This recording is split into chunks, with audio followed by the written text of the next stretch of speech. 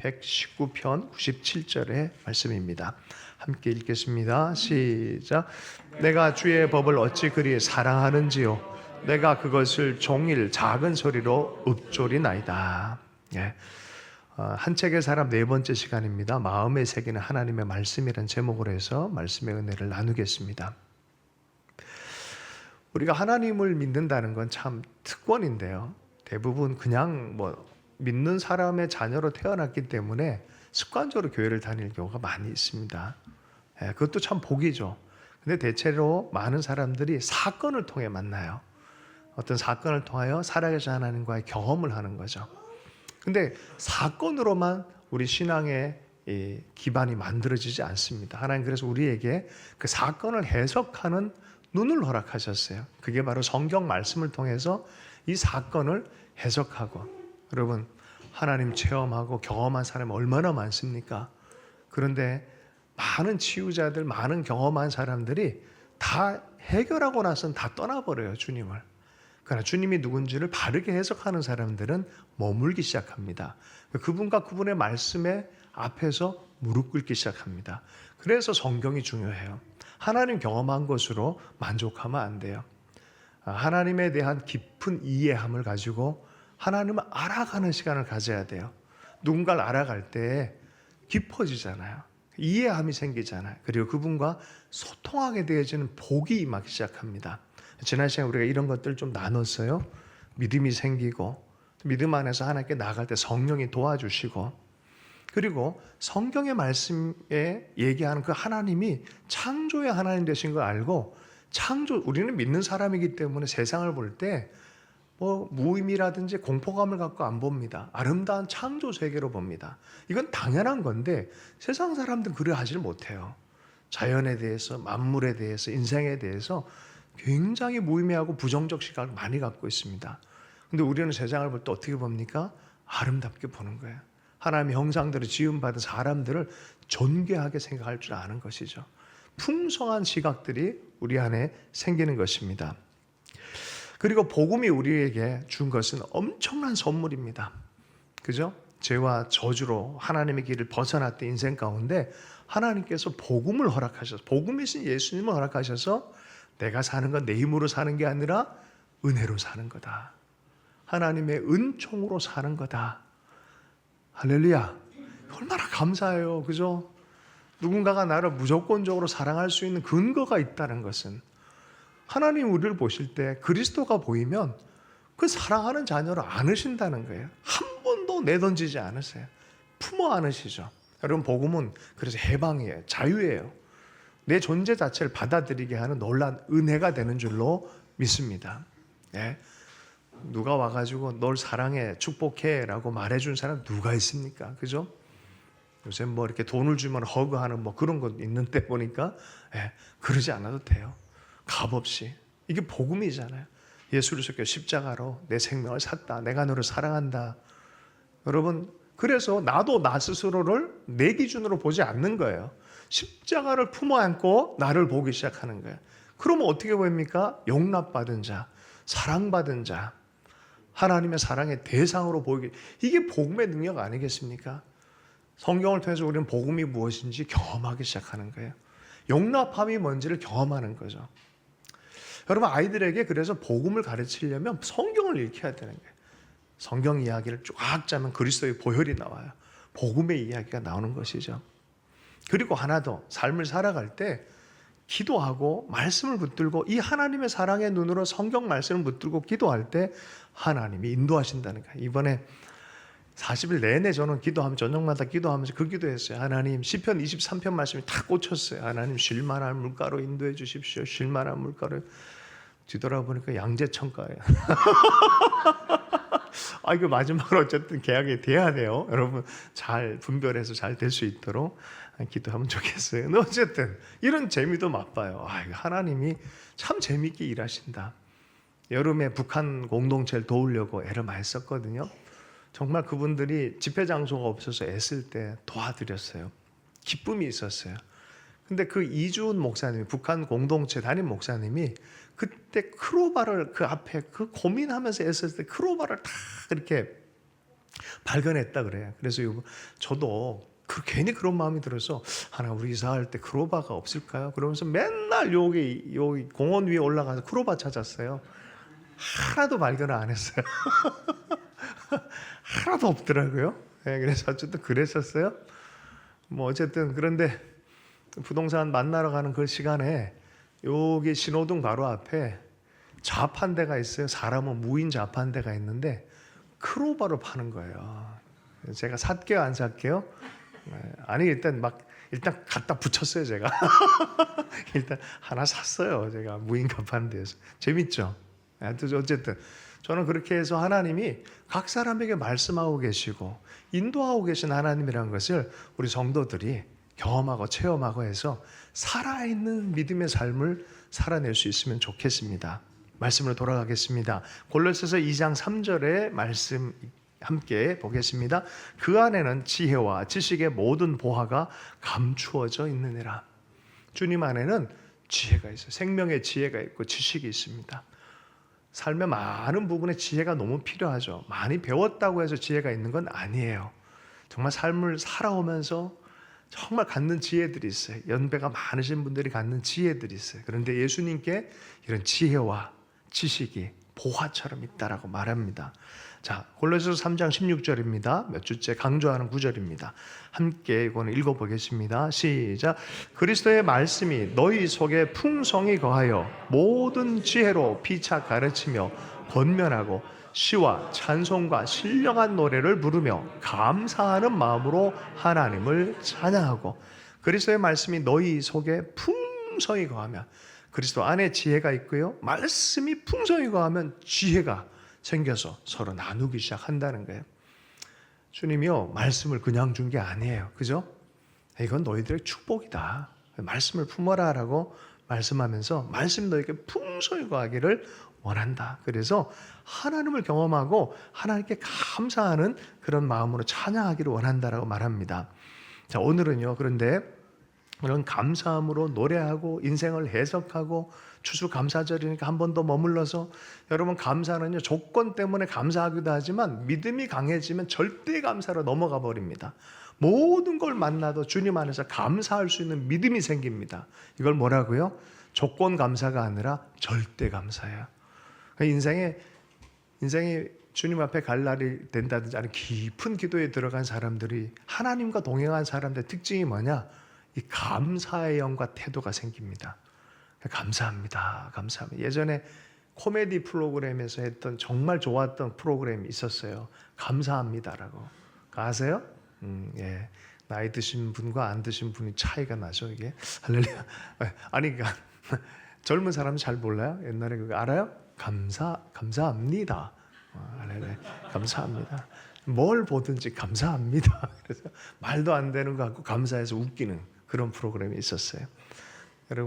여러분도 감사할 수 있게 오늘 하루 종일 무슨 일을 만나도 감사의 입술을 좀 바라보는 그런 날이 되면 좋겠어요. 인생 전체 믿음 안에 살면 저는 그렇게 믿고 확신하고 그렇게 살아갑니다. 전체 어떤 상황에서도 인생 뒤돌아보면 주님께 감사합니다라는 것이 진심 안에서 고백하는 이게 진짜 성공한 인생인 줄로 믿습니다. 그러려면요 감사가 넘치게 해라라고 명령하는데 그 첫째가 뭐예요? 말씀이 풍성하게 임하면, 말씀이 풍성하게 임해서 이 눈이 열려야 된다는 거예요. 생각이 바뀌어야 된다는 것이죠. 지혜를 얻기 위해서 우리는요 이 말씀에 특별히 경고를 받을 필요가 있어요. 오늘은 경고에 대한 얘기가 좀 있습니다. 시편 19편 10절과 11절 말씀입니다. 함께 읽겠습니다. 시작. 금 곧 많은 순금보다 더 사모할 것이며 꿀과 송이꿀보다 더 달도다. 또 주의 종이 이것으로 경고를 받고 이것을 지킴으로 상이 크니이다. 말씀 자체가 순금보다, 요새 금 한 돈이 80만 원이 넘어간대요. 삶의 중심이 돈이 되고 금이 된 사람들은 예, 진짜요. 안정감이 있어요. 금 때문에. 뭐 세상 뭐라 그래도 금고 딱 여러분 금이 탁 있는 거예요. 이게 힘이 되는 거예요. 근데 성경은 이렇게 얘기해요. 안정감이, 최종 안정감이 뭐라고요? 열어보니까 성경이 있는 거예요. 하나님과 하나님의 말씀이 있는 거예요. 이게 안정감이 되어지는 거예요. 여러분 부자가 되지 말란 소리가 아니에요. 말씀의 무게 이상으로 돈을 사랑해서는 안 돼요. 여러분 부자 되십시오. 그러나 말씀과 반대된다 그러면 돈을 내려놓을 수 있는 용기도 있어야 돼요. 말씀 때문에 물질을 다루고 취하기도 하고 버릴 수 있는 여러분 되길 축복합니다. 그래서 이런 표현에 금 곧 많은 순금보다 더 사모할 것이며 그 어떤 것보다 더 사모할 것이 뭐라고요? 하나님과 하나님 말씀이다라고 말하는 것이죠.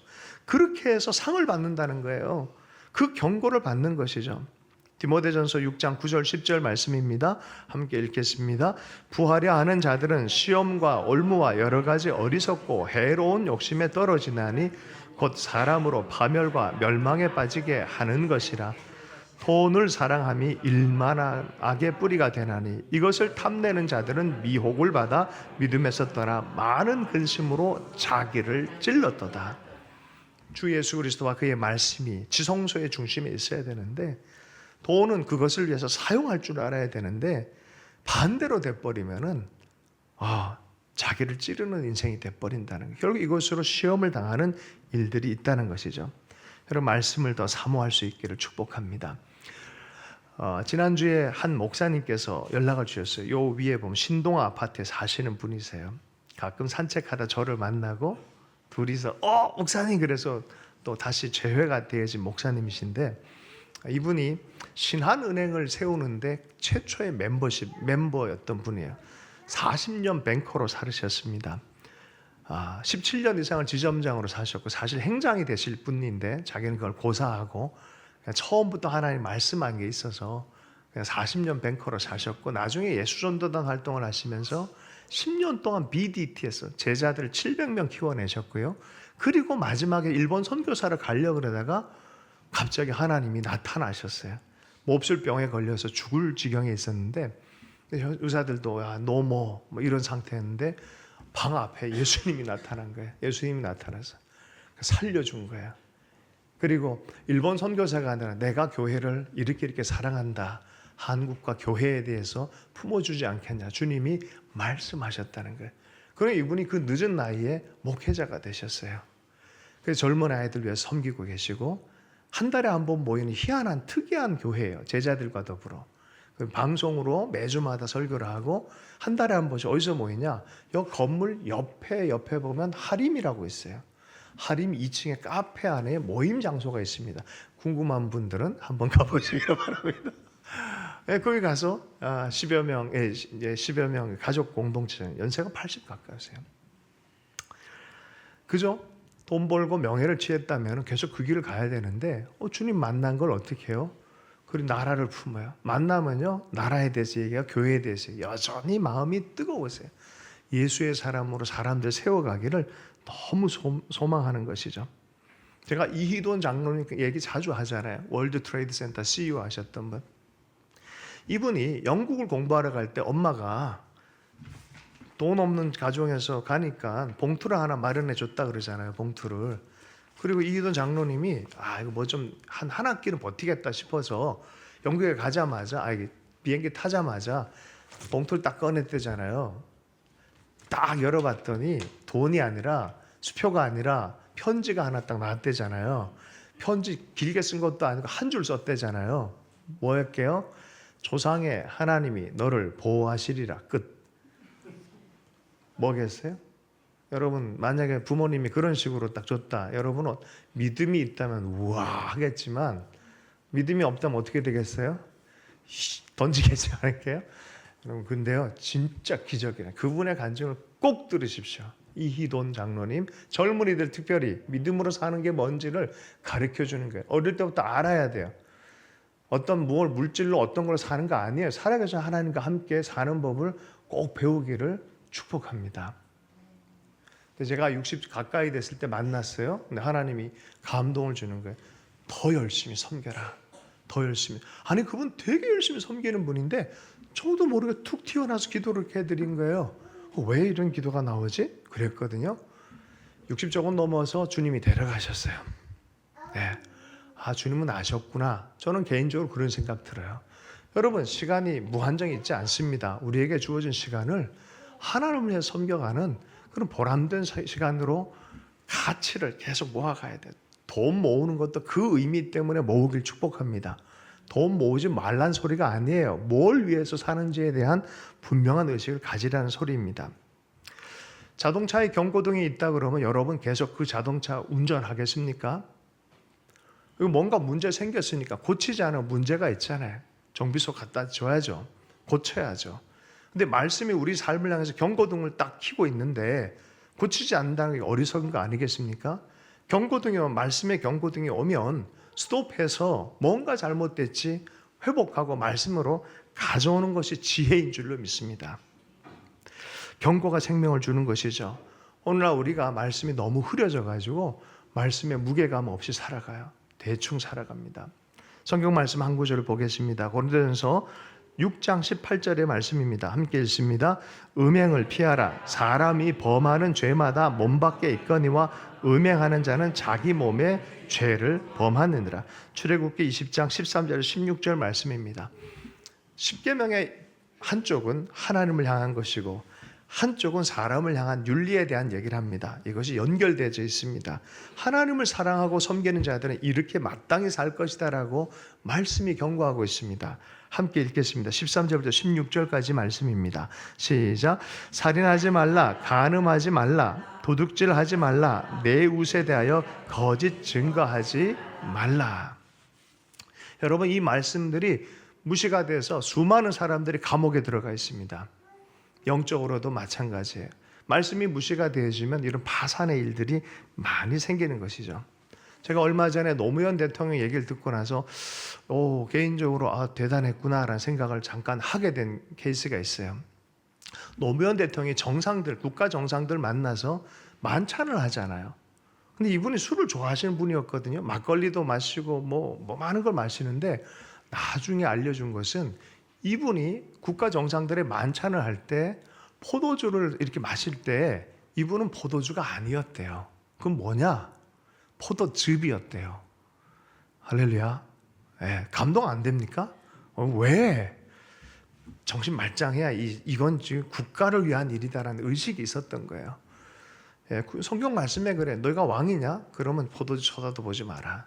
책임진 사람들은 자기 체면에 소명을 다하기 위해서 최선을 다하는 그 태도인 것이죠. 여러분, 말씀을 잘 이루기 위해서 경고도 잘 받고 경고가 오면은 돌이킬 줄 알아. 왜냐하면 우리의 싸움은요, 혈과 육의 싸움이 아니기 때문에 그래요. 하나님의 길을 걸어가는 것에 대해서 반대하는 인생들이 아니라 세력이 있다라고 분명히 얘기합니다. 마귀가 있다라고 말합니다. 경건한 삶을 사는 그 레이스를 완성하게 하는데 방해하는 그 세력이 있다라고 합니다. 마귀의 실제가 있는데 그것은 우리의 탐욕, 욕심을 이용해서 틈타는 세력이다라고 말합니다. 요한복음 8장 44절 말씀입니다. 함께 읽습니다. 너희는 너희 아비 마귀에게서 났으니 너희 아비의 욕심대로 너희도 행하고자 하느니라. 그는 처음부터 살인한 자요, 진리가 그 속에 없으므로 진리에 서지 못하고 거짓을 말할 때 제 것으로 말하나니 이는 그가 거짓말쟁이요 거짓의 아비가 되었습니다. 마귀는 우리하고 말씀을 자극하지 않고요, 욕심을 과도하게 만듭니다. 우리 안에 있는 욕망, 적절한 욕망을 주님 다 인정하십니다. 그리고 그렇게 살도록 하십니다. 그런데 마귀는 말씀을 무시해서 과도한 욕심에 이끌림 받아서 죄를 범하게 하는 것이 마귀가 하는 일이다라고 말합니다. 그리하여서 죄를 범하고 죄책에 갇히게 하고 죄의 눌림을 받게 하고 인생의 기쁨이 무엇인지 모르게 풍성한 생명을 떠나서 살게 하는 것이 마귀의 일이다. 결국은 지옥으로 끌고 가는 것이 마귀의 계획이다라는 거죠. 바로 이것을 멸하기 위해 주님이 오셨다라고 말씀하셨습니다. 히브리서 2장 14절의 말씀입니다. 함께 읽습니다. 자녀들은 혈과 육에 속하였음에 그도 또한 같은 모양으로 혈과 육을 함께 지니심은 죽음을 통하여 새 죽음의 세력을 잡은 자 곧 마귀를 멸하시며, 주님이 우리에게 오신 이유는 바로 이 이유였다는 거죠. 마귀의 세력과 죄의 세력에서부터 죄의 길에서 벗어나게 해서 하나님의 진리의 길로 생명으로 돌아오게 하기 위한 예수 그리스도께서 오셨다라고 말씀하십니다. 사탄의 고소, 사탄의 위협이 예수 그리스도의 피로 완전하게 용서가 선포되어지고 자유에 대한 선포가 일어나게 하시는 이게 복음의 역사입니다. 예수 그리스도의 역사입니다. 마귀는 그 자리에서 세력을 잃었다라고 선언하고 있습니다. 여러분, 그러므로 주님을 꼭 붙잡길 축복합니다. 복음 안에서 인생을 해석하고 삶을 해석하십시오. 어찌하든지 그 안에서 계속 묵상하십시오. 그럼 그 자유가 계속해서 우리 삶 안에 생명으로 드러나게 될 줄로 믿습니다. 몸은 죽여도 영혼을 지옥에 떨어뜨릴 수 없다라고 성경은 분명히 얘기를 해요. 그럼 우리는 이 마귀와 세상의 세력으로부터 어떻게 싸워야 될까요? 저를 따라서 하겠습니다. 죽기까지 싸워라. 네, 죽기까지 싸워라. 네, 요한계시록 2장 10절의 말씀입니다. 너는 장차 받을 고난을 두려워하지 말라. 볼지어다 마귀가 장차 너희 가운데서 몇 사람을 옥에 던져 시험을 받게 하리니 너희가 10일 동안 환난을 받으리라. 내가 죽도록 충성하라. 그리하면 내가 생명의 관을 내게 주리라. 사탄은 우리에게 유혹거리로, 안 되면 환난으로 계속해서 말씀에서 벗어나게 할 겁니다. 그러나 너희가 그리스도와 그리스도의 말씀을 붙들고 죽기까지 붙들고 있다 그러면 여기 답이 있어요. 반드시 이길 거다. 이길지도 모를 거다. 이게 아니에요. 반드시 이길 거다. 이길 거다라고 말해요. 그리스도와 그리스도의 말씀을 붙잡으십시오. 생명의 관을 너에게 주리라라고 말씀하십니다. 요한계시록 12장 11절입니다. 또 우리 형제들이 어린 양의 피와 자기들이 증언하는 말씀으로서 그를 이겼으니 그들은 죽기까지 자기들의 생명을 아끼지 아니하였도다. 주님과 주님의 말씀을 죽기까지 붙들길 축복합니다. 그리하면 생명의 면류관, 이김의 역사 있겠다라고 약속하셨습니다. 말씀을 품고 따르면서 마귀를 대하십시오. 그럼 마귀가 한 길로 왔다가 7길로 떠나는 역사가 있을 줄로 믿습니다. 여러분, 이건 경험을 해야 돼요. 말씀을 따라 경험을 해야 됩니다. 이걸 경험하고 이기는 걸 계속하는 사람들을 영적으로 청년이라고 합니다. 10수년, 30년 평생 다녀도 이김을 모르면 어린아이입니다. 그러나 말씀의 능력들이 이김이 나타날 때 이것을 영적인 청년이라고 말하는 거예요. 요한일서 2장 14절의 말씀입니다. 함께 읽습니다. 아이들아, 내가 너희에게 쓴 것은 너희가 아버지를 알았으며, 아비들아, 내가 너희에게 쓴 것은 너희가 태초부터 계신 이를 알았으며, 청년들아, 내가 너희에게 쓴 것은 너희가 강하고 하나님의 말씀이 너희 안에 거하시며 너희가 흉악한 자를 이겼음이니라. 아멘. 말씀이 거하고 드디어 이김을 경험하는 말씀이 되기 시작하는 것이죠. 요한일서 2장 17절. 그러므로 우리가 기억해야 돼. 이 세상도 그 정욕도 지나가되 오직 하나님의 뜻을 행하는 이는 영원히 거하느니라. 주님과 주님의 말씀으로 사는 만족한 삶이 되길 원합니다. 먹을 것과 입을 것과 그냥 그렇게 지낼 수 있으면 만족하는 법을 배우라라고 말하며 도리어 말씀의 즐거움이 너희의 삶의 즐거움이 되도록 해라라고 말씀해 주고 있습니다. 예수님께서 광야에서 시험을 당할 때도요, 마귀에게 어떻게 이깁니까? 말씀을 인용하며 이깁니다. 늘 기록되었을 때. 주님도 마귀와 이렇게 싸웠다면 우리도 말씀으로 싸워서 이기는 것을 배워야 될 줄로 믿습니다. 한 구절만 읽겠습니다. 마태복음 4장 4절의 말씀입니다. 함께 읽습니다. 예수께서 대답하여 이르시되 기록되었으되 사람이 떡으로만 살 것이 아니요 하나님의 입으로부터 나오는 모든 말씀으로 살 것이라 하였느니라. 영의 살찜은 어떻게 살쪄요? 말씀으로 살찌는 거예요. 아멘. 네. 그리고 영이 아주 충만하게 원합니다. 네, 겉으로는 후패하는 것처럼 보이지만 영이 강건한 사람들이 있어요. 네, 말씀에 충만한 사람들이 있습니다. 믿음으로 이긴다라고 말씀하시죠. 에베소서 6장 16절의 말씀, 모든 것 위에 믿음의 방패를 가지고 이루어서 능히 악한 자의 모든 불화살을 소멸하고, 베드로전서 5장 9절 말씀입니다. 너희는 믿음을 굳건하게 하여 그를 대적하라. 이는 세상에 있는 너희 형제들도 동일한 고난을 당하는 줄 알미라. 여러분, 말씀의 전통에 화살이 가득하기를 원합니다. 한 구절만 외우고 있는 분들 계시죠? 사탄이라고 했는데 한 구절밖에 몰라. 그래서 전통이 가득하십시오. 사탄이 어떤 종류로 유혹을 해도 말씀이 가득 채워져서 말씀의 검으로 승리할 수 있기를 원합니다. 디모데후서 2장 24절 26절의 말씀입니다. 함께 읽겠습니다. 주의 종은 마땅히 다투지 아니하고 모든 사람을 대하여 온유하며 가르치기를 잘하며 참으며 거역하는 자를 온유함으로 훈계할지니 혹 하나님이 그들에게 회개함을 주사 진리를 알게 하실까 하며 그들로 깨어 마귀의 올무에서 벗어나 하나님께 사로잡힌 바 되어 그 뜻을 따르게 하실까 함이로라. 디모데에게 바울이 얘기했어요. 너가 사랑하는 영이 가득하면요 사람을 대하여 온유할 수 있습니다. 온유한 마음은 사랑의 영으로부터 나와요, 사실은. 그런데 온유함으로 사람을 가르쳐라. 말씀을 가르치는데 거역하는 자들 향해서도 사랑의 온유의 마음으로 교훈하고 훈계하는 법을 배워라. 그렇게 해서 계속해서 진리를 선포하고 말씀을 선포하면 그가 세상과 마귀의 세력에서 진리와 하나님 편으로 오게 될 줄, 그걸 기대해라라고 말하는 것이죠. 25절 26절 거역하는 자는 온유함으로 훈계할지니 혹 하나님이 그들에게 회개함을 주사 진리를 알게 하실까 하며 그들로 깨어 마귀의 올무에서 벗어나 하나님께 사로잡힌 바 되어 그 뜻을 따르게 하실까 함이라. 신앙생활이 뭐예요? 진리를 알고 그의 말씀을 따르는 거예요.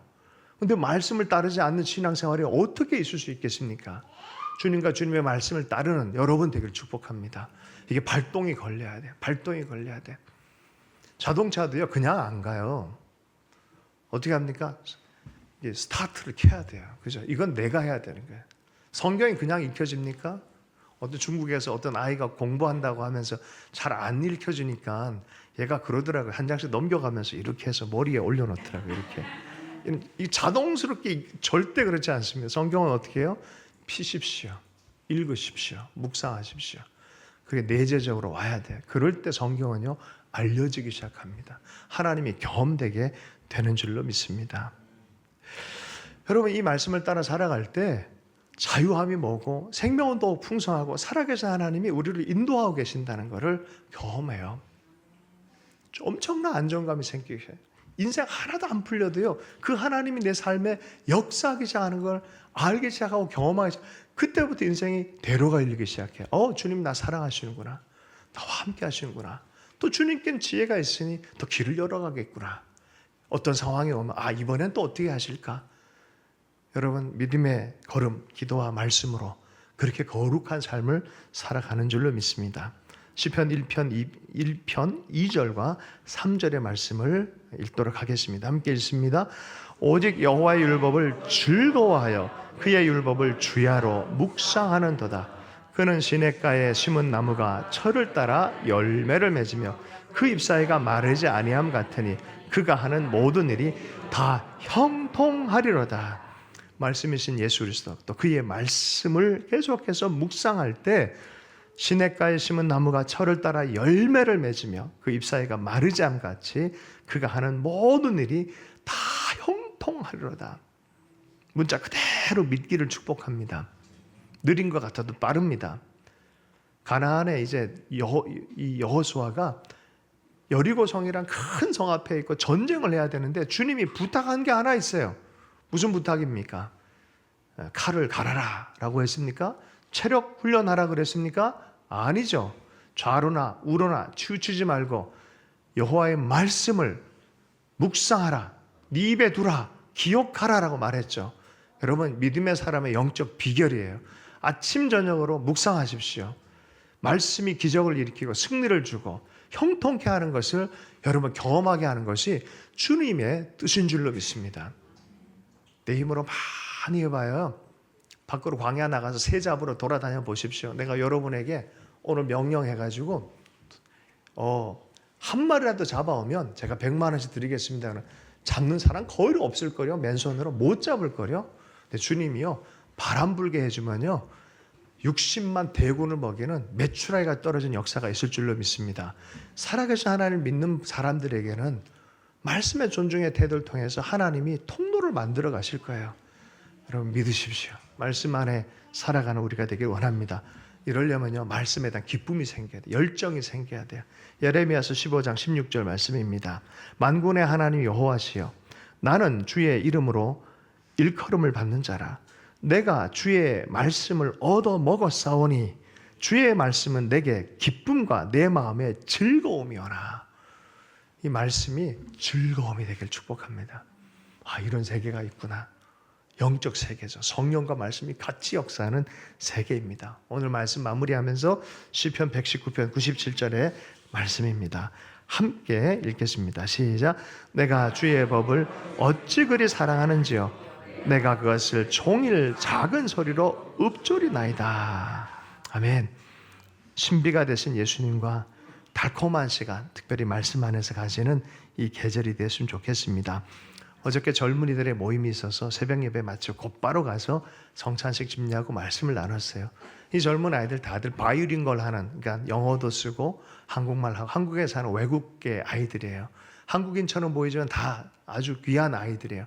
이 아이들이 24시간 밤을 새워가며 성경 읽고 기도하는 모임에 갔다 왔어요. 그것도 나라와 민족을 품고 기도를 해요. 가서 제가 어떤 설교했겠습니까? 제가 잘하는 거 했죠. 엎드림. 주님의 말씀 앞에 엎드리십시오. 성경 펴서 엎드리십시오. 엎드림. 위의 꿈이 내게 다운로드 될 겁니다. 엎드림. 그 다음에 말씀대로 어떻게 하라고요? 두드림. 실행을 하십시오. 두드림. 기도의 자리를 연장하는 것이 바로 실행의 자리입니다. 순종의 자리입니다. 두드림 하십시오. 그 다음에 어떻게 해요? 끝날 때까지 끝난 게 아니라고 더 드림. 계속해서 믿음을 갖고 끝까지 가십시오. 그럴 때 거기 계셨던 자매님이 한마디 하더라고요. 감사드립니다. 감사드립니다.